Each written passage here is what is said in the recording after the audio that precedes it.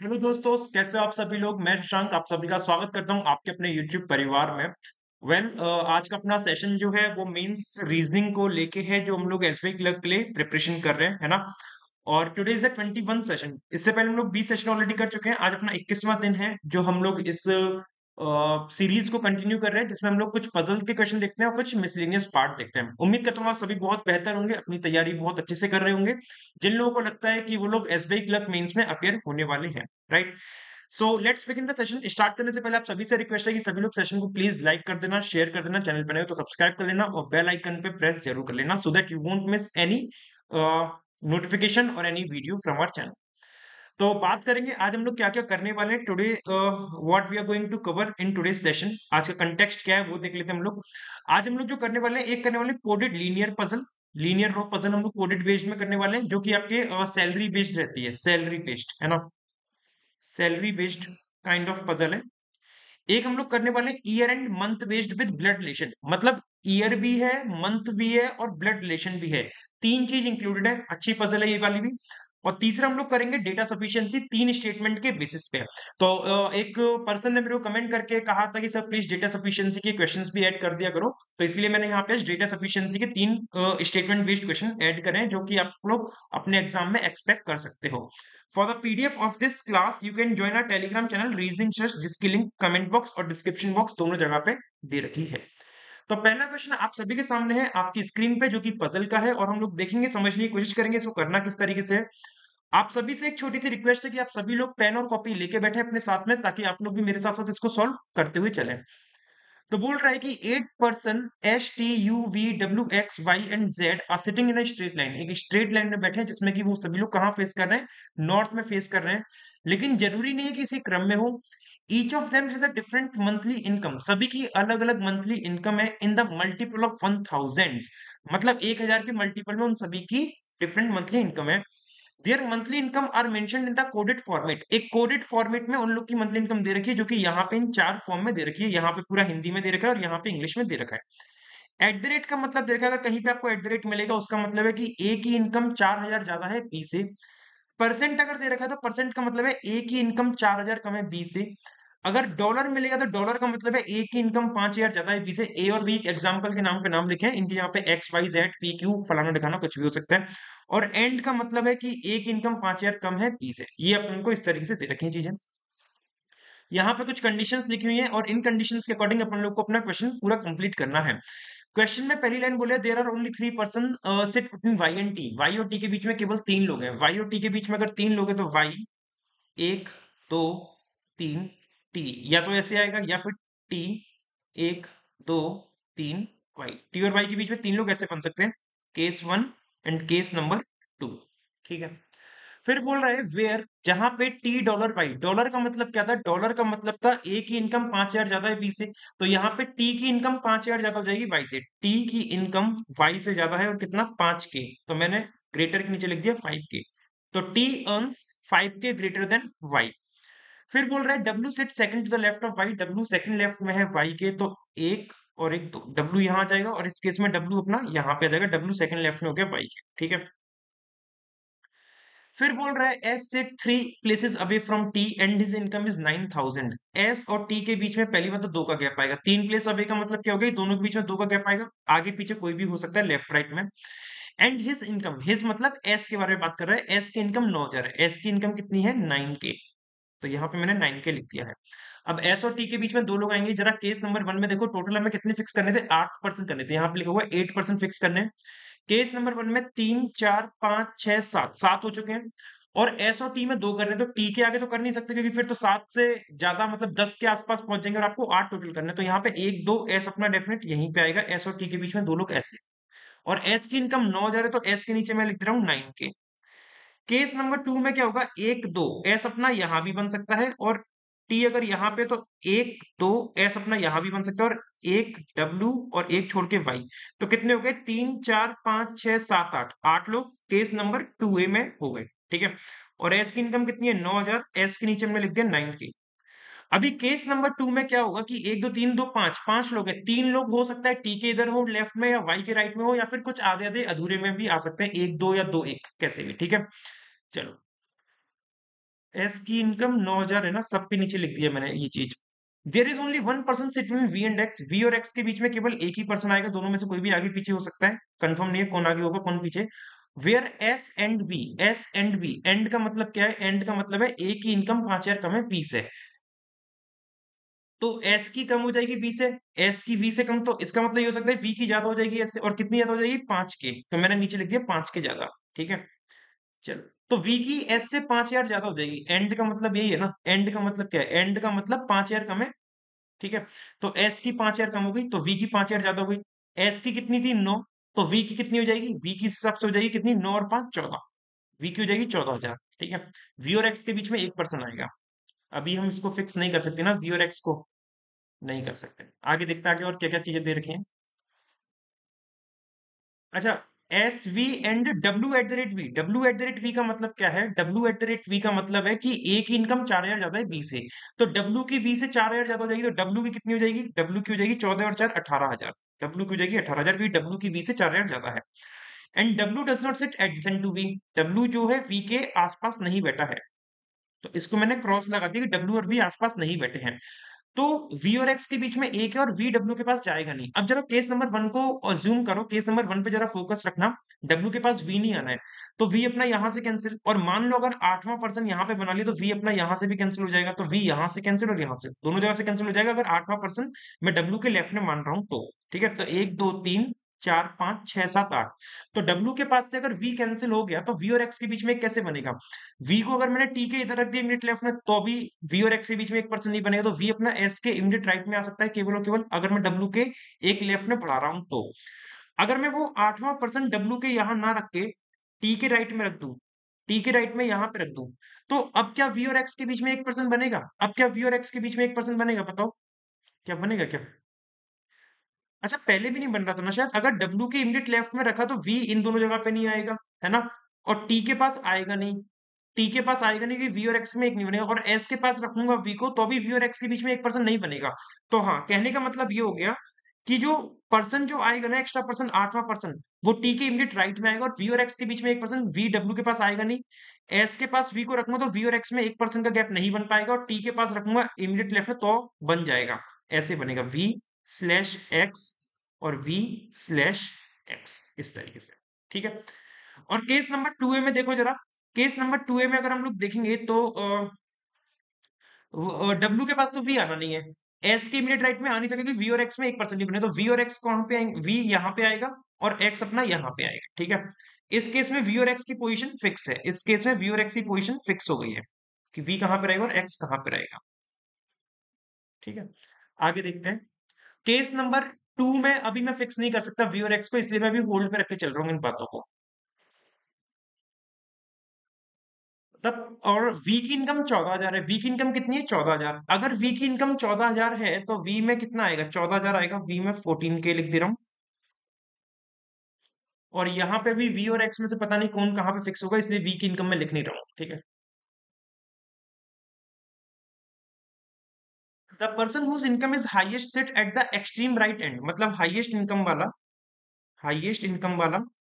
Right end पे बैठा है, कहाँ पे बैठा है राइट एंड पे।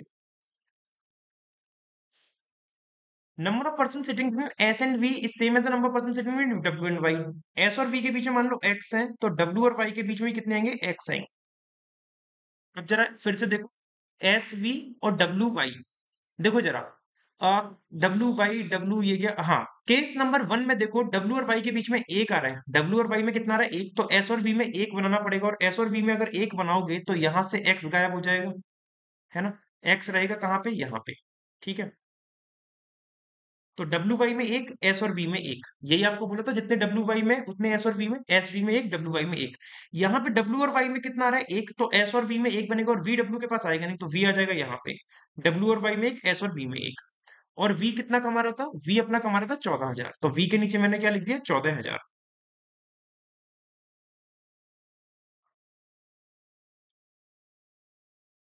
वी के नीचे लिख दो 14 के।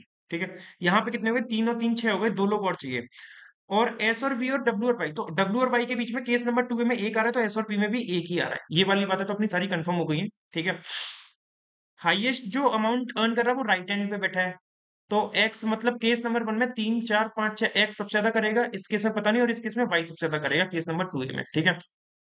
Difference between the income of W and x is 1000। W slash x minus W slash x बराबर 1000। इनकी इनकम का जो अंतर है वो 1000 रुपए का है। डब्ल्यू 18,000 कर रहा है, ये आप लोग को पता है, यहाँ पे लिखा हुआ है डब्ल्यू 18,000 करेगा। तो डब्ल्यू में मैंने क्या लिख दिया, 18 के। डब्ल्यू में कितना लिख दिया, 18 के। और डब्ल्यू में हमने लिख दिया कितना, 18 के, ठीक है। और डब्ल्यू और एक्स का 1000 का गैप है। तो अगर डब्ल्यू 18 है तो एक्स कितना होगा, 8, या फिर 8 या 28। और यहाँ पे डब्ल्यू 18 है तो एक्स कितना होगा, एक्स, अब देखो केस नंबर वन में एक्स राइट कोने पे आ रहा है और राइट कोने वाला सबसे ज्यादा कर रहा है, तो एक्स, डब्ल्यू अगर 18 है तो एक्स कितना करेगा, 28 के। और यहाँ पे तो अभी एक्स आया ही नहीं है, एक्स तो आया ही नहीं है। एक्स क्यों नहीं आया यहाँ पे अभी तक, एक्स के बारे में कुछ बोला था ना। एक्स के बारे में बोला था, वी और एक्स के बीच में 1% बैठा है। वी और एक्स के बीच में 1% बैठा हुआ है ना। वी और एक्स में एक बैठे तो वी और एक छोड़ के एक्स अपना यहाँ पे बन गया इस तरीके, तो इसमें 3 4 5 6 7 8 8 लोग पूरे फिक्स हो गए। और आपको ये भी बोला है कि जो राइट कोने में बैठा है वो सबसे हाईएस्ट कमा रहा है, तो डब्ल्यू अगर यहाँ पे 18 है तो यहाँ पे भी एक्स कितना करेगा, 28 के अर्न करेगा, क्योंकि जो सबसे राइट कोने पे वो हाईएस्ट कर रहा है। अब केस नंबर टू में एक्स अभी अपना जो है 8 के भी कर सकता है और 28 के भी कर सकता है। कंफर्म नहीं है कितना कर रहा है, लेकिन इन दोनों में से कोई एक अमाउंट करेगा डब्ल्यू और एक्स के बीच में 1000 बनाने के लिए, ठीक है। चलो, हाईएस्ट राइट हैंड वाला भी हम देख लेंगे। चलो ठीक है, अभी और देख लेते हैं। Z sit adjacent to V, Z V के पास बैठा है, जेड वी के पास बैठा है, जेड अपना यहाँ पे आ जाएगा, जेड अपना यहाँ आ जाएगा, और इस केस में जेड अपना यहाँ आ जाएगा। 1% कौन बचा है, तो ये देख लो, H T U V W X Y Z. तो एच टी यू रह गया, यू अपना यहाँ आ जाएगा, और इस केस में यू अपना यहाँ आ जाएगा, और इस केस में एच टी यू अपना यहाँ आ जाएगा, U V W X Y Z, ठीक है, इस तरीके से। और z परसेंट एक्स, परसेंट का मतलब क्या है, परसेंट का मतलब 4000 कम कमाता है, तो z 4000 कम कमाएगा एक्स से, तो एक्स अर्न 4000 ज्यादा देन z, ठीक है। क्योंकि z कम कमा रहा है तो x क्या करेगा, ज्यादा कमाएगा ना, x z से 4000 ज्यादा कमा रहा है। तो z की पता नहीं है अभी इनकम कहीं पे भी, है ना। लेकिन आपको ये पता है कि x 4000 ज्यादा कमा रहा है, तो x अगर 28 कमा रहा है, 28,000 कमा रहा है केस नंबर वन में, तो z कितना कमाएगा, 24,000, क्योंकि x 4000 ज्यादा कमा रहा है ना। x 28 तो z कितना करेगा, 24, तो यहाँ पे 24 की। अब यहाँ पे x अगर 8 कमा रहा है तो z यहाँ पे या तो 4000 कमाएगा, और x अगर 28 कमा रहा है तो z कितना कमाएगा, 24,000। यहाँ पे अभी दो सिमिलर केसेस, मतलब दो पॉसिबिलिटीज हैं यहाँ पे, ठीक है। There are at least 2% sit between U and T, U और टी के बीच में कम से कम दो लोग तो बैठे हुए ही हैं। तो केस नंबर वन में यू और टी के बीच में एटलीस्ट टू आ रहे हैं। केस नंबर टू गलत, क्योंकि यू और टी के बीच में एटलीस्ट टू नहीं आ रहे, जीरो आ रहे हैं। और केस नंबर टू ए में एक दो, हाँ, केस नंबर टू ए में भी एटलीस्ट दो लोग तो आ रहे हैं, यू और टी के बीच में, एक्स और डब्ल्यू, ठीक है। और फिर ये भी बोला है U and T, where T at the rate U, to T at the rate U का मतलब, क्योंकि टी 4000 ज्यादा कमा रहा है यू से, टी 4 के ज्यादा कर रहा है यू से। और Y percent Z, Y percent Z का मतलब क्या हो गया, वाई 4000 कम कर रहा है जेड से, तो जेड 4000 ज्यादा करेगा वाई से। तो जरा ये देखो, टी और T U Z Y, T U Z Y, T U ये गए, जेड वाई ये गए। अभी अपन को, नहीं नहीं, केस नंबर वन में देखो, टी और यू की इनकम तो पता ही नहीं है, लेकिन जेड और वाई की पता है आपको। वाई से जेड जो है 4000 ज्यादा कमा रहा है, वाई से 4000 ज्यादा कमा रहा है जेड, तो वाई कितना कमाएगा, 20,000 केस नंबर वन में अभी, ठीक है, 20,000। और टी 4000 ज्यादा कमा रहा है यू से, टी 4000 ज्यादा कमा रहा है यू से, ये हो नहीं पाएगा, वी एस 5000, वी और एस में 5000 हो गया। टी, अच्छा हाँ, एक लाइन ये दे रखी है, टी वाई से 5000 ज्यादा कमा रहा है, तो टी अगर वाई से 5000 ज्यादा कमा रहा है तो यहाँ पे वाई 20 है, तो टी कितना करेगा, 25, ठीक है। और आपको ये भी बोला है टी यू से 4000 ज्यादा कमा रहा है, टी यू से 4000 ज्यादा कमा रहा है, तो टी 25 है, तो यू कितना हो जाएगा, 21 के, कितना हो जाएगा, 21 के, ठीक है। ये वाला मैं दोबारा से लिख दे रहा हूँ, वाई वाला, वाई का सही से बना नहीं है, एक वाई के लिए क्या बोला था, जेड 4000 ज्यादा कमा रहा है वाई से, जेड अगर 4000 ज्यादा कमा रहा है वाई से, तो जेड 24 है, तो वाई कितना कम करेगा, 20 कमाएगा। अब यहाँ पे मुझे ऐसा लग रहा है कि ये केस नंबर वन बिल्कुल सही है, क्योंकि इसमें 18 21 20 9 24 14 25 28, और जो राइट हैंड पे है वो सबसे ज्यादा भी कमा रहा है, और सारी कंडीशन फिक्स भी हो रही है, मेरे हिसाब से ये वाला सही जाना चाहिए। लेकिन अब केस नंबर टू ए को भी देख लेते हैं एक बार। केस नंबर टू ए में टी 4000 ज्यादा कमा रहा है यू से, टी और यू भी फिक्स नहीं हो पाएंगे, जेड 4000 ज्यादा कमा रहा है वाई से, तो जेड देखो, जेड अगर 4,000 ज्यादा कमाएगा वाई से, तो जेड को अगर 4,000 कमाएगा तो वाई तो 0,000 कमाएगा, मतलब 0,000 कुछ होता नहीं है, 0 रुपीज कमाएगा, जो कि नॉट पॉसिबल। तो जेड 4,000 तो कमा नहीं सकता, जेड 24 कमाएगा, और जेड अगर 24 कमाएगा तो वाई कितना कमाएगा, 20। और ये करते ही गलत हो जाएगा ये, क्यों? क्योंकि यहाँ पे राइट एंड पे जो आ रहा है ना, वो हाईएस्ट नहीं आ रहा है, 20K is not the highest, highest कितना है अभी, 24 है। तो इसीलिए केस नंबर 2 ये गलत हो जाएगा, इसके वजह से, 20,000 की वजह से। तो case number 1 is the right. उम्मीद करता हूँ आप लोगों को समझ में आया होगा कैसे बनाए, ठीक है। चलिए, तो मूव करेंगे अपनी अगली पजल पे। अगली पजल आप सभी के सामने ये हिंदी में दे रखा है, for the aspirants who are preparing in the Hindi and who prefer Hindi language for the solution, ठीक है। नेक्स्ट क्वेश्चन आप सभी के सामने ये गया, a family consist of 9 members, namely 9 member है एक फैमिली में, HIJKLMNOP, all of them were born in different month, सब अलग अलग महीने में पैदा हुए हैं, और महीने जनवरी फरवरी और सो ऑन, इस तरह से, मई जून जुलाई अगस्त, अच्छा सितंबर को छोड़ के अक्टूबर लिखा है यहाँ पे, ऑल्सो इन डिफरेंट ईयर, और अलग अलग सालों में भी पैदा हुए हैं, 1967, 72, 75, 79, इस तरीके 96 है, ठीक है। It is assume that the parents should be born before the children, parents पहले पैदा होंगे चिल्ड्रन से, तो ये अगर नहीं भी बोलता तो भी हम काम चला लेते ना, क्योंकि पहले चिल्ड्रन नहीं आएंगे, पहले तो पेरेंट्स ही आएंगे, तभी चिल्ड्रन आएगा। That is the upper generation person is born before the lower generation, upper generation पहले पैदा हुई है लोअर जनरेशन के, ठीक है। ओके, यहाँ पे कुछ कंडीशन दे रखी है, और यहाँ पे हम लोग को ये बनाना है। तो पहले हम लोग को दो चीजें बनानी है, पहले तो मंथ के कॉलम बना लो, जनवरी फरवरी मार्च अप्रैल मई जून जुलाई अगस्त सितंबर, नहीं अक्टूबर है, तो जनवरी से लेके अक्टूबर तक, और सितंबर गायब करना है। तो जनवरी, फरवरी, मार्च, अप्रैल, मई, जून, जुलाई, अगस्त और अक्टूबर।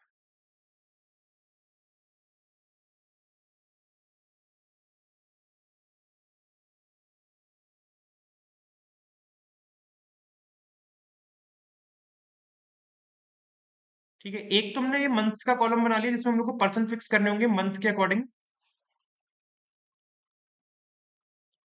मंथ के अकॉर्डिंग हमें इसमें पर्सन फिक्स करने होंगे। जनवरी अपनी 31 की होती है, फरवरी 28 या 29 की होगी, मार्च अपनी 31, अप्रैल 30, मई 31, जून 30, जुलाई 31, अगस्त 31, अक्टूबर 31, ठीक है।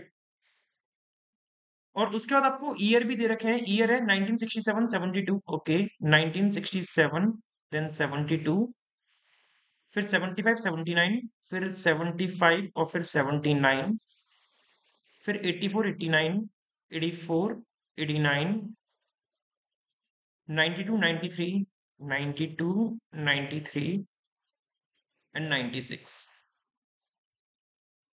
यहाँ पे इनके बॉर्न ईयर आ गए हैं, यहाँ पे क्या आ गए इनके बॉर्न ईयर, जब ये पैदा हुए,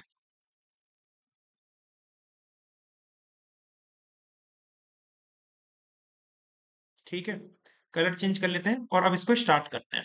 देखो जी, यहाँ पे बोला है P was born in 1975, P 1975 में पैदा हुआ and is the mother in law of H. तो पी अगर मदर इन लॉ है एच की, इसका मतलब पी, पी की कोई एक चाइल्ड होगी जिसकी शादी हुई होगी किससे, एच से। अब जेंडर नहीं पता एच का, लड़का भी हो सकता है लड़की भी हो सकती है, तो P mother in law H की ऐसे बनेगी, और पी 1975 में पैदा हुई है, तो पी को हमने रख दिया 1975 में, पी आ गया यहाँ पे अपना इस तरीके से, ठीक है।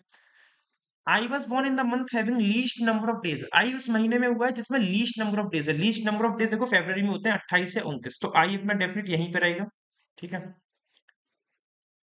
And in an even number year, और आई जो हुआ है इवन ईयर में हुआ है, I is born in even number year, even year. L is the mother of I, L mother है आई की, तो यहां से ब्लड रिलेशन भी साथ में हम बनाते हुए चलेंगे, एल मदर हो गई आई की, इस तरीके से। आई who is not the youngest member, I youngest member नहीं है, यंगेस्ट मेंबर ना होने का मतलब क्या हो गया, 96 में पैदा नहीं हुआ होगा, क्योंकि यंगेस्ट मेंबर कौन सा होगा, जो 96 में पैदा हुआ होगा। तो आई क्या हो गया, आई 1996 में पैदा तो नहीं हुआ है, 1996 में पैदा नहीं हुआ है, और इवन ईयर अब जो भी बचा होगा उसमें चला जाएगा आई। अब इवन ईयर कौन कौन सा बचा है, 92, 84, 72, आई के लिए भी तीन पॉसिबल चीजें हैं, होल्ड पे रखेंगे इस चीज को। The person who was born in 1967 was born in August. अब 1967 वाला पर्सन जो है अगस्त में पैदा हुआ, ये हम लोग को एक लिख के रखना है, बाद में फिक्स करेंगे। There is a difference of 9 years between N and the person who was born in April, okay. N और अप्रैल के बीच में 9 साल का अंतर है। एन और अप्रैल के बीच में 9 साल का अंतर है।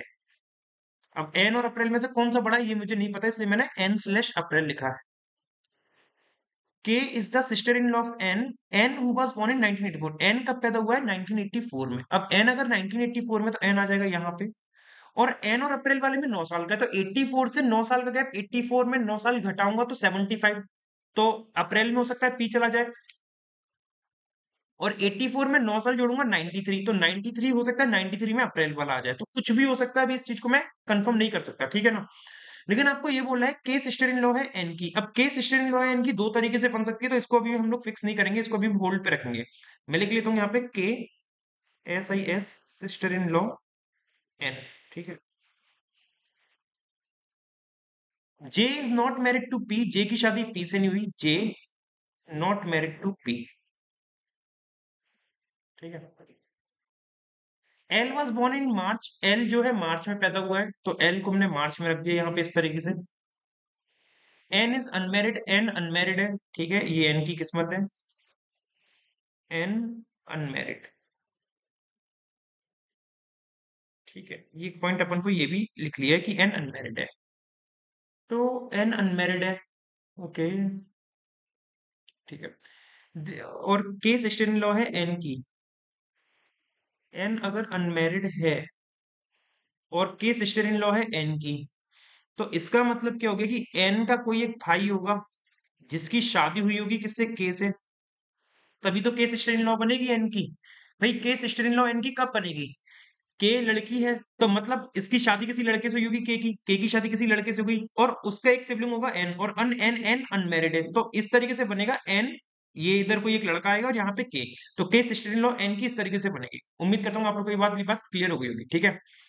There is a difference of 3 years in between I and the person who was born in June, okay. I और जून के बीच में 3 साल का गैप है। आई हम लोग को देखो यहाँ पे नहीं फिक्स हुआ ना, आई नहीं फिक्स हुआ, तो आई और जून के बीच में 3 साल का गैप है। I slash June minus I slash June बराबर 3 साल, ठीक है। और आई इवन ईयर में हुआ है, आई इवन ईयर में हुआ है, ये भी पता है। इवन ईयर में हुआ है, 96 में होगा नहीं। अगर 92 में रखूंगा तो 92 में 3 साल गैप 89 बन रहा है, तो आई 92 और जून वाला किस में आ सकता है? 89 में। 84 में तो एन आ चुका है, और 72 में अगर मैं आई को रखूंगा तो 72 में 3 साल का गैप 75 आ रहा है, तो 75 मतलब पी आ सकता है, पी आ सकता है जून में।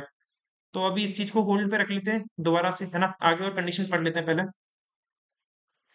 जे is the grandfather of M, J grandfather है एम का, तो मतलब दो जनरेशन बनेंगी, 3 जनरेशन सॉरी। जे एक यहाँ पे पर्सन आएगा कोई, और जे ग्रैंड फादर एम का ऐसे बन। और M who was born in July, M जुलाई में पैदा हुआ है, एम अगर जुलाई में पैदा हुआ है तो एम आ जाएगा अपना यहाँ पे।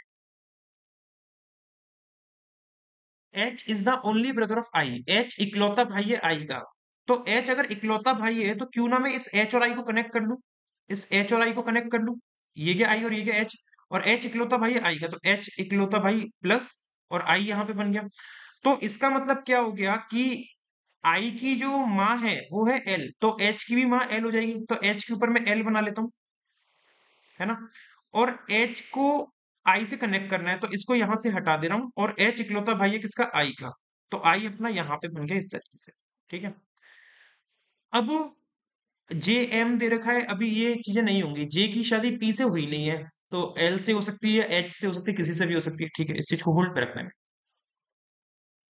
H is the only brother of I, H इकलौता भाई है आई का, and born in the month having 31 days, और एच उस महीने में पैदा हुआ है जिसमें 31 दिन होते हैं। एच किसमें हुआ है? 31 दिन वाले में, ठीक है। अभी 31 दिन वाले अक्टूबर है, अगस्त है, बहुत है, अभी छोड़ दो इसको। O is the grandson of P, O grandson है पी का, and was born in October, और ओ अक्टूबर में पैदा हुआ है, तो ओ को रख दो यहाँ पे, और ओ ग्रैंडसन किसका है? पी का। अगर पी का ग्रैंडसन है तो इसका मतलब जो पी के चाइल्ड होंगे उन्हीं का बच्चा होगा वो, तो मतलब पी का बच्चा ये है, पी के ये वाला चाइल्ड है, तो ओ जो होगा इनका बच्चा होगा, या फिर पी का कोई दूसरा बच्चा भी हो सकता है। तो अभी होल्ड पे रखने के लिए मैं इसको यहाँ पे बना दे रहा हूँ ओ को ऐसे, ओ ग्रैंडसन बन गया पी का इस तरीके से, ठीक है ना। अगर कोई दूसरा चाइल्ड होगा पी का बन के आएगा तो उसके नीचे भी बना सकते हो, कुछ भी हो सकता है। H and N are sibling, H और एन सिबलिंग है, तो एन अपना आई का भी सिबलिंग कहलाएगा इस तरीके से, है ना। और आपको ये भी पता है कि एच इकलौता भाई है आई का। अगर एच इकलौता भाई है आई का, तो एन क्या हो जाएगी, बहन हो जाएगी। क्योंकि एच तो इकलौता भाई है, तो उसके अलावा जो भी आई के सिबलिंग होंगे वो सब बहन होंगी। और यहाँ पे आपको दिख रहा है के सिस्टर इन लॉ है एन की। तो मतलब के सिस्टर इन लॉ एन की कैसे बनेगी, या तो आई से शादी करा दूं मैं के की, या तो आई से शादी करा दूं, या एच से शादी करा दूं के की, है ना। तभी के सिस्टर इन लॉ बन पाएगी एन की। और इसका मतलब क्या हो गया, एन का एक भाई होना चाहिए। अब भाई आई भी हो सकता है और एच भी हो सकता है। एच तो है ही है, के की शादी एच से भी हो सकती है और आई से भी हो सकती है, कुछ भी हो सकता है, ठीक है। H neither born in January nor August, H जनवरी अगस्त में पैदा नहीं हुआ।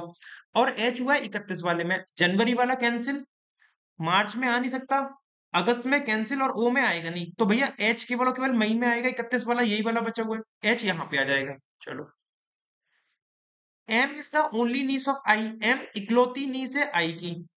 एम इकलौती नीस है आई की। तो इसका मतलब क्या हो गया, अगर आई की नीस है और एन अनमेरिड है और आई की नीस है, तो आई का जो दूसरा सिबलिंग है एच, तो उसी का चाइल्ड होगा कौन, एम। और एम इकलौती नीस हो गई किसकी, आई की। M is the only niece of I, M इकलौती नीस है आई की, and is the second youngest member of the family. और एम जो है दूसरी सबसे छोटी है। दूसरी सबसे छोटी होने का मतलब क्या हो गया कि देखो, सबसे बड़ा 1967, सबसे छोटा 96 और दूसरा छोटा 93। तो एम जो आएगा, एम जो आएगा वो कहाँ पे आ जाएगा, 93 में पैदा हुआ होगा इस हिसाब से, क्योंकि सेकंड यंगेस्ट तो 93 वाला बन रहा है ना। अच्छा जी। और एन और के तो हमने फिक्स, अच्छा के भी फिक्स नहीं हुआ है। और जे ग्रैंडफादर है एम का, और जे की पी से शादी नहीं हुई, तो जे की शादी एल से होगी इस हिसाब से। जे की शादी एल से होगी।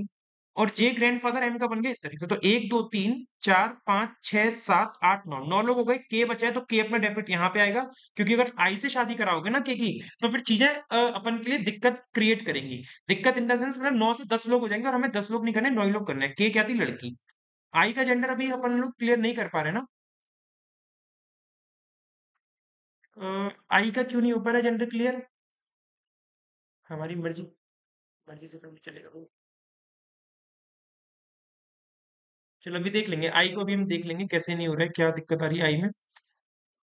M is the only niece of I, M इकलौती नीस हो गई आई की, and is the second youngest member of the family.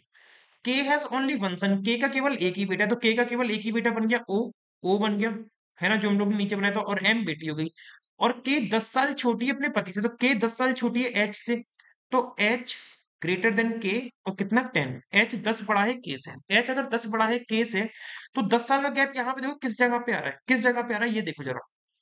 अच्छा, अब आप एक चीज और देखो, आपको एक नोट में बोली थी, it is assume that parents should be born before the children, parents children से पहले पैदा होंगे। तो एल जे और पी, एल जे और पी स्टार्टिंग के 3 में आएंगे, एल जे और पी स्टार्टिंग के 3 ईयर में आएंगे, एल जे पी इनमें आएंगे। पी ऑलरेडी आ चुका है, तो एल और जे जो आएंगे वो अपने इधर आएंगे इस तरीके से, एल और जे, ठीक है।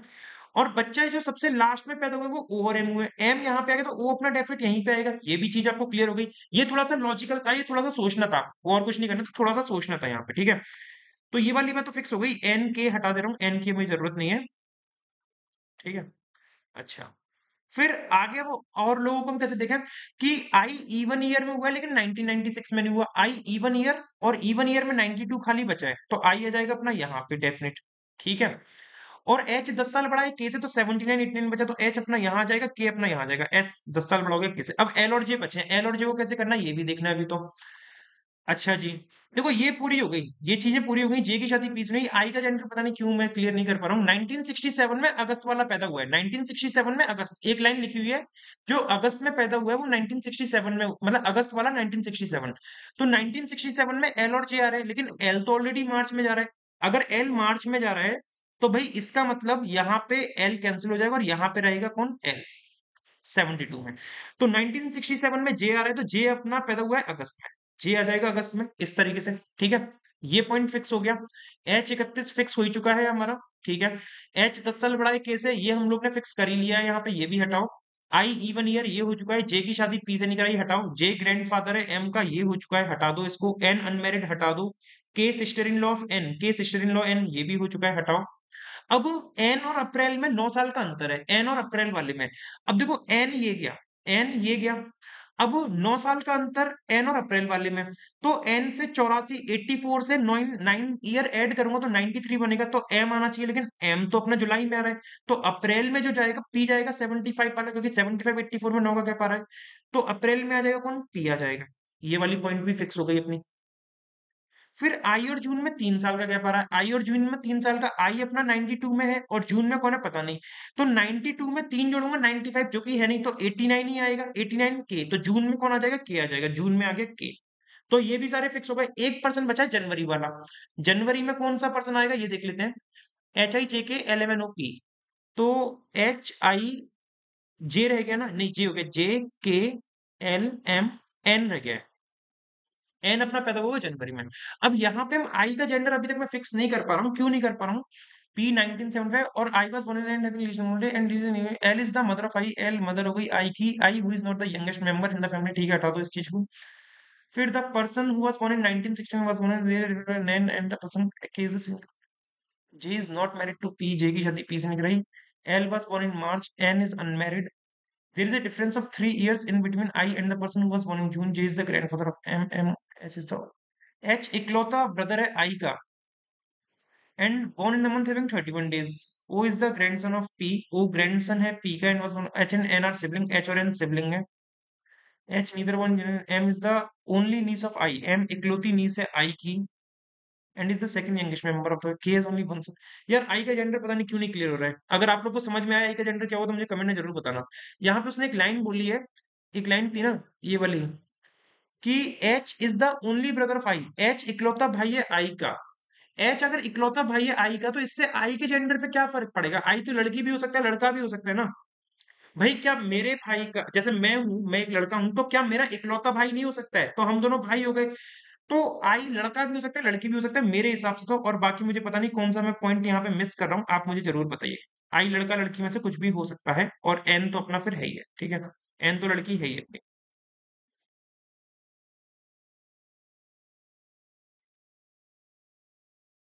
ये क्या, आई, आई कैन बी लड़का और आई कैन बी लड़की। एच और एन सिबलिंग, कोई लाइन शायद नहीं मिस करी है, मुझे ऐसा लग रहा है, मैं पूरा श्योर हो चुका हूँ इस चीज को लेके। के has only one son, K का एक ही बेटा है, हाँ एक ही बेटा बन रहा है, ठीक है ना यार।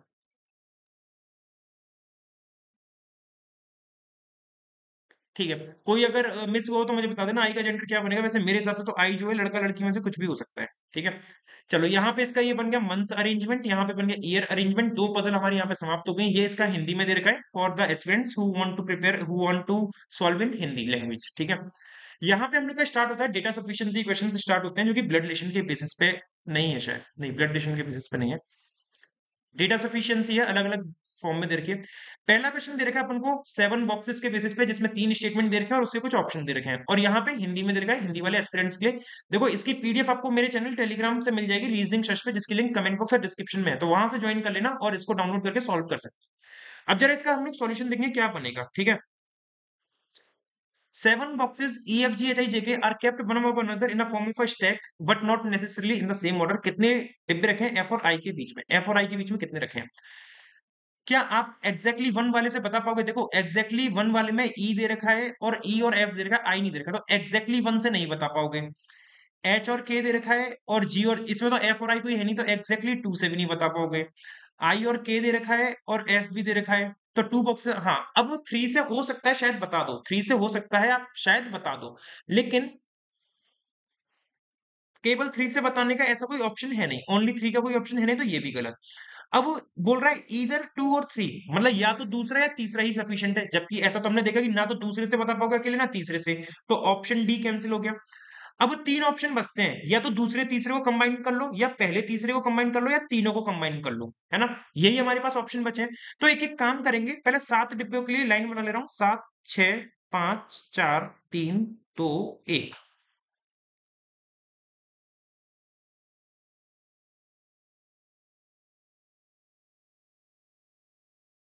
अगर मैं दूसरे और तीसरे को कंबाइन करता हूं, मान लो, और जैसे आपको ऑप्शन ये दे रखा है सेकंड और थर्ड स्टेटमेंट से आ रहा है, सेकंड और थर्ड स्टेटमेंट से, तो सेकंड और थर्ड स्टेटमेंट से अगर आ रहा है तो सेकंड और थर्ड स्टेटमेंट को कंबाइन करूंगा, क्या बनेगा, जी 4 अबव है जे के, जी 4 अबव है जे के, तो जी को 4 ऊपर रख के देखूं जे से, जी को अगर मैं यहां रखूंगा तो 1 2 3 4 जे यहाँ पे आ सकता है। जी को अगर मैं यहाँ रखूंगा तो 1 2 3 4 यहाँ पे आ सकता है। और जी अपना यहाँ भी आ सकता है, और 1 2 3 4 जी अपना यहाँ आ सकता है। जी 4 अब हो गया जे के। और आपको ये भी बोल रहा है दूसरे और तीसरे को कंबाइन करना है, तो आई और जी के बीच में कितने हैं? 2 हैं। तो जी अगर ये है तो 1 2 आई यहाँ भी आ सकता है। जी ये है तो 1 2 आई यहाँ भी आ सकता है। और जी अगर ये है तो 1 2 आई अपना यहाँ भी आ सकता है। ये चीजें हो गई। और एच और के में से कोई भी जे के पास नहीं है, तो जे के पास एच और के नहीं आएंगे, जे के पास एच के नहीं आएंगे। ठीक है, ठीक है। और आई और के में से कोई भी एफ के पास नहीं है, तो आई और के में से कोई एफ के पास है नहीं, तो एफ यहां नहीं आना। एफ यहां भी आ सकता है, यहां भी आ सकता है, यहां भी आ सकता है। इसमें भी सेम, एफ यहां या फिर यहां या फिर यहां। और इसमें एफ एफ एफ कहीं भी आ सकता है। मतलब कहने का मतलब ये है कि तीनों ही केसेस को अगर मतलब जैसे आपने ऑप्शन के अकॉर्डिंग दूसरे और तीसरे स्टेटमेंट को कंबाइन कर भी लिया, तो भी आपके पास ये तीन पॉसिबिलिटी बन रही है, और आप एफ और आई के बीच में नहीं बता पा रहे हो कौन आएगा, एग्जैक्टली कितने आएंगे। तो भैया पहला वाला ऑप्शन भी, आप पहला ऑप्शन क्या हो गया? गलत हो गया। डी हम गलत कर ही चुके हैं। सॉरी, डी गलत करा है ना, डी गलत करा है। पहला गलत हो गया और डी वाला भी गलत हो चुका है। अब हम बात करेंगे पहले और तीसरे को कंबाइन करने की। अब हम बात करेंगे पहले और तीसरे को कंबाइन करके सॉल्व करने की। देखते हैं पहले तीसरे को कंबाइन करके अपना आंसर आएगा या नहीं आएगा।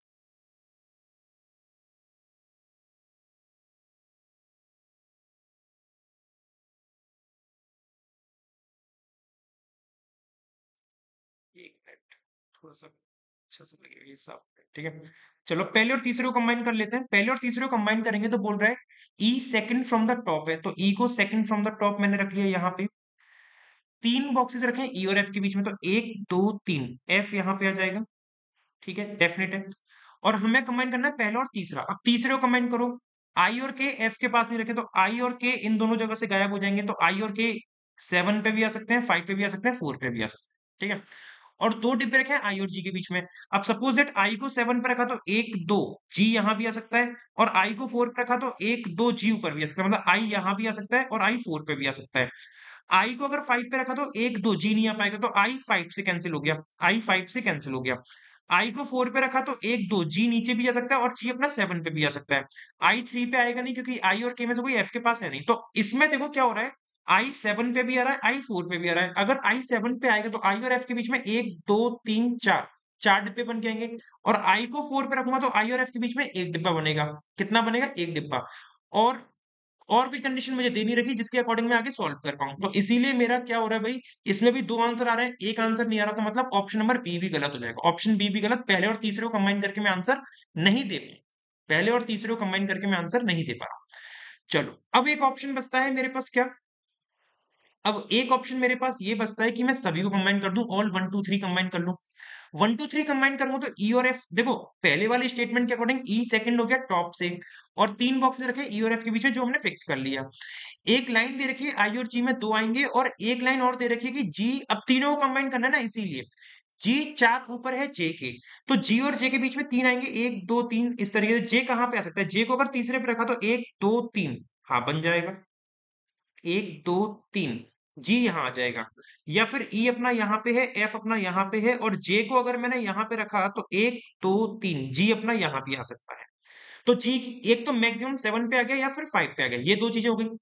अब एच और के जे के पास नहीं रखे, एच और के जे के पास नहीं है, तो इस केस में एच और के में से कोई एक यहाँ पे आएगा, और एच और के में से कोई एक यहाँ पे आएगा, और एक बचा कौन? आई, आई आ जाएगा यहाँ पे। ठीक है, केस नंबर 2 देखो अभी इसका, एच और के जे के पास नहीं है, और आई और के में से कोई भी एफ के पास नहीं रखा है। तो आई और के में से अगर कोई एफ के पास नहीं रखा है, तो इसका मतलब क्या हो गया, आई और के यहाँ से कैंसिल हो जाएंगे, तो इसमें क्या होगा, आई और के यहाँ पे आएंगे, या फिर आई और के यहाँ पे आएंगे। ठीक है, और एक कौन सा बचा? ई F G H I J के, तो ई हो गया, एफ हो गया, जी हो गया, एच रह गया ना, एच आ जाएगा यहाँ पे, एच आई जे के। कैसे फिक्स करें कौन सी चीजें सही है? जी इज, आपको ये लाइन बोलिए कि आई और जी के बीच में दो लोग हैं, दो डिब्बे हैं आई और जी के बीच में। तो आई और जी के बीच में अगर दो डिब्बे हैं, तो केस नंबर 2 में देखो, आई अगर मैंने यहाँ पे रखा है तो आई और जी में एक आ रहा है, और आई को यहाँ रखा तो आई और जी में एक आ रहा है, तो ये केस हो गया गलत, ये वाला गलत। अब जरा इसको देखो, जी ये गया और एच ये गया, और आई और जी में एक दो डिब्बे आ रहे हैं। आपको बताना है एफ और आई में कितने आएंगे, तो आई तो अपना फिक्स है ना, आई फिक्स है, और एफ भी अपना फिक्स है। आई और एफ में कितने आ रहे हैं? एक। तो आपका आंसर कितना आ रहा है कि इन दोनों के बीच में कितना आ रहा है? 1 आ रहा है। और कैसे पता चला? तीनों को कंबाइन करके, पहले को, दूसरे को, तीसरे को, तीनों को कंबाइन करके पता चला, तो आंसर हो जाएगा option number C. All 1 2 3 are sufficient to answer the question. उम्मीद करता हूँ आप लोग को ये वाली बात समझ में आई होगी कैसे किया है। ठीक है, चलो आगे देखते हैं। सेकंड क्वेश्चन, ये हिंदी में दे रखा है, हिंदी वाले एस्पिरेंट्स के लिए। सेकंड क्वेश्चन आप सभी के सामने क्या, 8 लोग हैं, सर्कुलर टेबल में बैठे हैं, D E F G H I J K. 1 2 3 4 5 6 7 8। तो देखो यहाँ पे आपको ये बताना है कि who among the following person sit facing D, D को कौन फेस करेगा ये बताना है। अब ऑप्शन देख लो, ऑप्शन में बोल रहा है या तो ईदर वन या ईदर थ्री, या फिर ईदर टू और ईदर थ्री, या तो अकेले अकेले पहले और तीसरे से आ जाएंगे, या अकेले अकेले दूसरे तीसरे से आ जाएंगे। तो पहले एक काम करते हैं ना, तीनों को ही सॉल्व कर लेते हैं, 1 2 3 तीनों को ही सॉल्व कर लेते हैं। एक काम करते हैं पहले, एक मिनट, ये क्यों बना रहा हूं, पहले काम करते हैं, पहले इकलौते पहले स्टेटमेंट को सॉल्व करते हैं। आई सेट थर्ड राइट ऑफ जी, आई तीन राइट में जी के, एक दो तीन, आई तीन राइट में हो गए जी के।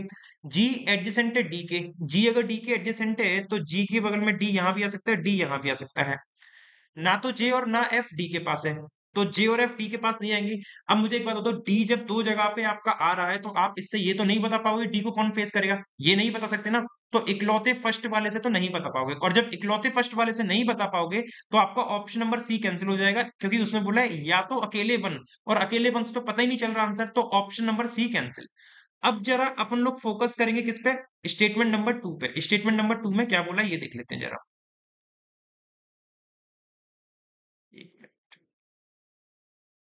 स्टेटमेंट नंबर टू में बोला है D sit facing the one who sit third right of E, जो ई के तीन राइट में है, एक दो तीन। D sit facing the one जो तीन राइट में ई के, ई के तीन राइट में ये के, तो इसको कौन फेस करेगा, डी, तो डी आ जाएगा यहाँ पे। लेकिन ये है कौन, मुझे क्या पता कौन है, ये तो किसी को नहीं पता ना। तो अभी मैं इससे नहीं बता सकता डी किसको फेस कर रहा है, आगे और पढ़ लेते हैं। और ई who sit immediate left of I, E immediate left में है आई के, ई इमीडिएट लेफ्ट में हो गया आई के। क्या इसमें बता पा रहे हो डी किसको फेस कर रहा है, नहीं बता पा रहे ना। और जब नहीं बता पा रहे तो आपका ये वाला भी गलत हो गया, सेकंड स्टेटमेंट, अकेले सेकंड से नहीं बता पाओगे। और जब अकेले सेकंड से नहीं बता पाओगे तो आपका ऑप्शन डी भी गलत और ऑप्शन नंबर सी भी गलत, क्योंकि ऑप्शन डी में कह रहा है अकेले दूसरे से या अकेले तीसरे से, और दूसरे से अकेले आप बता नहीं पा रहे हो। तो दो ऑप्शन गलत हो गए, सी और डी। अब बचते हैं आपके ऑप्शन ए और बी। ऑप्शन ए हमसे कह रहा है दूसरे और तीसरे को कंबाइन कर लो। देखो दूसरे के अकॉर्डिंग तो मैंने यहाँ पे बना रखी है चीजें, तीसरे को और कंबाइन कर लेते हैं। आई और D, neither I not D sit adjacent to J, I और डी में से कोई जे के पास नहीं है, तो जे या तो यहां पे आएगा, जे यहां पे आएगा, या जे अपना यहां पे आएगा। और J second to the right of H, और जे दो राइट में है एच के। अगर जे को आपने यहां पे रखा तो जे क्या दो राइट में बनेगा एच के, नहीं बनेगा, क्योंकि जे दो राइट में हो रहा है आई के, तो जे को यहां से हटाओ। जे दो राइट में है एच के, अगर जे को यहां रखा तो एच यहां आएगा, और जे को यहां रखा तो एच यहां पे आएगा, है ना। And I and H are not sitting together, I और एच साथ में नहीं, तो जे अपना यहां से भी कैंसिल हो जाएगा, जे यहां से भी कैंसिल हो जाएगा, और जे अगर यहां से कैंसिल तो जे अपना कहां रहेगा, वहां पे रहेगा। ठीक है। और जे के लिए क्या बोल रहा है, J second to the right of H, H आ जाएगा यहाँ पे, और इससे आपको पता चल गया डी के सामने कौन बैठा है, एच बैठा है। कैसे पता चला आपको, आपको ये पता चला है कौन दो स्टेटमेंटों से, आपको दूसरे और तीसरे से पता चला है शायद ये, है ना। ऑप्शन नंबर ए को सॉल्व कर रहे थे, दूसरे और तीसरे की मदद से पता चला, तो आंसर क्या हो गया आपका, option number A is the right. क्योंकि आपने सेकंड और थर्ड की मदद से बता सकते हो कि डी के सामने कौन है, एच, और आपसे यही पूछा था कि डी को कौन फेस कर रहा है, डी को कर रहा है एच। उम्मीद करता हूँ आपको समझ में आ रहा होगा कैसे करना है ये डेटा सफिशिएंसी क्वेश्चंस। तीसरे पे मूव करेंगे दोस्तों। तीसरा क्वेश्चन आप सभी के सामने आपकी स्क्रीन पे ये क्या, नहीं ये तीसरा नहीं है, दूसरा ही है, हिंदी में दे रखा है। तीसरा ये क्या, जो कि ब्लड रिलेशन का है। आपको बताना है how W is related to U, W क्या लगेगा यू का एक फैमिली में, है ना। डब्ल्यू क्या लगेगा यू का in a family of 7 members. X दे रखा है, डब्ल्यू दे रखा है, यू दे रखा है। हाँ तो पहले वाले से हम शायद बता सकते हैं, बना के देखते हैं। स्टेटमेंट वन, एक्स इकलौती डॉटर है डब्ल्यू की, तो एक्स इकलौती डॉटर हो गई डब्ल्यू की, और सिस्टर इन लॉ है यू की, और एक्स क्या है, सिस्टर इन लॉ है यू की। इसका मतलब क्या हो सकता है कि एक्स अगर सिस्टर इन लॉ है यू की, तो एक्स की कोई एक हस्बैंड हो, एक्स का कोई एक हस्बैंड हो और उसकी एक बहन हो यू, या फिर एक्स का कोई एक भाई हो जिसकी शादी यू से हुई हो। दो तरीके से हो सकती है, ठीक है। तो अभी ये कंफर्म नहीं कर सकता, एक्स ओनली डॉटर है डब्ल्यू की, और सिस्टर इन लॉ है यू की, और you is the wife of J, you wife है जे की। ठीक है, ये कैसे करना, ये नहीं पता चलेगा ना, डब्ल्यू और यू नहीं पता चलेगा, नहीं पता चलेगा। अभी क्यों नहीं पता चलेगा, देखो मैं बताता हूँ। एक्स ओनली डॉटर होगी डब्ल्यू की, दो केसेस बनेंगे स्टेटमेंट नंबर वन के। बोल रहा है कि एक्स ओनली डॉटर होगी डब्ल्यू की और सिस्टर इन लॉ है यू की। या तो ऐसा हो सकता है कि एक्स का कोई एक भाई हो जिसकी शादी हुई हो यू से, तो एक्स सिस्टर इन लॉ बन गई यू की। ठीक है? या फिर ऐसा हो सकता है डब्ल्यू दे रखा है और एक्स उसकी इकलौती बेटी दे रखी है, तो एक्स का कोई एक हस्बैंड हो जिसकी बहन हो यू, तो एक्स सिस्टर इन लॉ हो गई यू की। लेकिन इस केस में ना आपको मुझे डब्ल्यू यू का क्या लगा, डब्ल्यू यू का बता नहीं पाओगे क्योंकि ये रिलेशन मतलब मान्य नहीं है। मान्य इन द सेंस, हम ब्लड रिलेशन में जो क्वेश्चंस पढ़ते हैं ना, तो ऐसे आपसे पूछा नहीं जाता कि डब्ल्यू यू का क्या लग रहा है। मतलब आपसे पूछ रहा है कि डब्ल्यू के जो दामाद हैं, डब्ल्यू का जो सन इन लॉ है, उसकी बहन डब्ल्यू क्या लगी। तो ऐसा तो मैंने आज तक क्वेश्चन देखा नहीं है, जो मैं ब्लड रिलेशन में पढ़ाता हुआ भी आ रहा हूँ और करता हुआ भी आ रहा हूँ, एग्जाम में भी देखा, कभी ऐसा पूछा नहीं जाता है। तो मैं क्यों ना पहली बात प्रायोरिटी जो दूंगा, मैं मेल वाली साइड से दूंगा, जो मैंने पहला वाला डायग्राम बना रखा है। जो पहला वाला मैंने डायग्राम बना रखा है या इस तरीके से, ये जो बना रखा है इसको मैं प्रायोरिटी दूंगा। एक्स ओनली डॉटर होगी डब्ल्यू की, और and is the sister in law of you, और एक्स सिस्टर इन लॉ होगी यू की। यू पत्नी है जे की, तो जे आ जाएगा अपना यहाँ पे। तो डब्ल्यू यू का क्या लग रहा है अभी भी नहीं बता पा रहा हूँ, क्योंकि डब्ल्यू का जेंडर क्लियर नहीं है। डब्ल्यू का जेंडर क्लियर नहीं है, इसलिए मैं नहीं बता सकता। ठीक है, डब्ल्यू का जेंडर क्लियर नहीं है, ये तो मैं बता ही नहीं सकता। अच्छा हाँ ठीक है, अगर इसका दूसरा रूप भी अगर मैं बना लेता ना, तो अभी कोई फर्क नहीं पड़ता। क्यों? क्योंकि डब्ल्यू का जेंडर ही क्लियर नहीं है, कैसे बताऊंगा। तो अकेले पहले वाले से हम नहीं बता सकते। सेकंड बोल रहा है W is the father of S, ये स्टेटमेंट वन हो गया। स्टेटमेंट नंबर टू क्या कह रहा है, W is the father of S, W पिता हो गया एस का, और S who is the brother of X, S brother हो गया एस एक्स का। इस तरीके से U is the daughter in law of J, U daughter in law J की। अब देखो सेकंड वाले में यू और जे भी कनेक्ट नहीं हो सकता, तो यू डॉटर इन लॉ है जे की, यू ऐसे बन गई। तो यू की एक लड़के से शादी होगी जिसका पेरेंट कौन होगा, जे, तो यू डॉटर इन लॉ होगी जे की। तो क्या आप डब्ल्यू और यू के बारे में बता सकते हो? केस नंबर टू से नहीं बता सकते, दूसरा भी गलत। तीसरा देखो J is the mother of S, तीसरे स्टेटमेंट बोल रहा है जे माँ है किसकी, एस की, और X is not married to U, और एक्स की शादी यू से नहीं हुई, ये भी है। तीसरे से भी नहीं बता पा रहे डब्ल्यू यू का क्या है, तीसरा भी गलत। अब ऑप्शन देखते हैं। देखो ऑप्शन ए गलत, क्योंकि ऑप्शन ए में कह रहा है ओनली थर्ड इज सफिशिएंट, और थर्ड से तो नहीं पता चल रहा। फिर ऑप्शन बी आपसे कह रहा है both second and third together, दूसरा और तीसरे को अगर हम मिला दें ना, दोनों को मिला दे दूसरे तीसरे स्टेटमेंट को, तो हम आंसर कर सकते हैं। तो दूसरे और तीसरे को मिला के देखते हैं। देखो जे का एक एक्स की शादी यू से नहीं हुई है, एक्स की शादी यू से नहीं हुई है, और जे का एक चाइल्ड है कौन, जे एक फीमेल हो गई थर्ड में। और इसको पहले दूसरे कलर से करता हूं, ताकि हम लोग को बाद में अगर इरेज करना हो तो याद रहे कि हमने कहाँ पे क्या मिलाया था। जे एक लड़की है, यहाँ पे मैंने जे को लड़की बना दिया। जे की चाइल्ड कौन है, एस, एस मैंने यहाँ पे रख दिया इस तरीके से। एक्स की यू से नहीं हुई है, तो एक्स की यू से नहीं हो रही, एस की शादी हो गई यू से। तो लेकिन इससे हाँ देखो एस अपना ये गया, एस यहाँ पे कनेक्ट हो गया, एस यहाँ पे कनेक्ट हो गया, और एस और एक्स एक दूसरे क्या है, सिबलिंग है। और एस का पिता कौन है, डब्ल्यू, तो एस का पिता डब्ल्यू, जे और डब्ल्यू क्या हो गए, हस्बैंड वाइफ हो गए। डब्ल्यू का यू से आप रिश्ता बता पा रहे हो, डब्ल्यू क्या लग रहा है, यू का फादर इन लॉ, तो आंसर क्या बनेगा इसका, father in law. F I L लिख दिया, एफ आई एल मतलब फादर इन लॉ। तो मतलब आप ऑप्शन नंबर बी से बता पाओगे, both two and three are necessary, दोनों को मिला के हम बता सकते हैं टू एंड थ्री से। अब वो बाकी ऑप्शन चेक करने बेकार है, उन लोग को मैं चेक करूंगा नहीं, क्योंकि मेरा आंसर इससे आ चुका है इसलिए। ठीक है, चलो यहाँ पे हम लोग मूव करते हैं आखिरी क्वेश्चन पे। ये आप लोग के लिए होमवर्क में, आप लोग मुझे कमेंट में इसका आंसर जरूर बताइएगा। वैसे बताते तो हो नहीं आप लोग, लेकिन फिर भी मैं उम्मीद करूंगा और आप लोग से एक्सपेक्ट करूंगा कि एक क्वेश्चन आप लोग अपने लिए होमवर्क में रखें और इसको जरूर सॉल्व करके मुझे बताएं कमेंट में आंसर क्या है। आज का सेशन कैसा लगा दोस्तों, जरूर मुझे कमेंट में बताना। सेशन अच्छा लगा हो तो प्लीज लाइक कीजिएगा, शेयर कीजिएगा, चैनल पर नए हो तो सब्सक्राइब कर लेना, और बेल आइकन पे प्रेस कर लेना, so that you won't miss any future updates and notification. ठीक है, मिलते हैं दोस्तों अपने अगले सेशन में। नमस्कार दोस्तों, जय हिंद, राधे श्याम।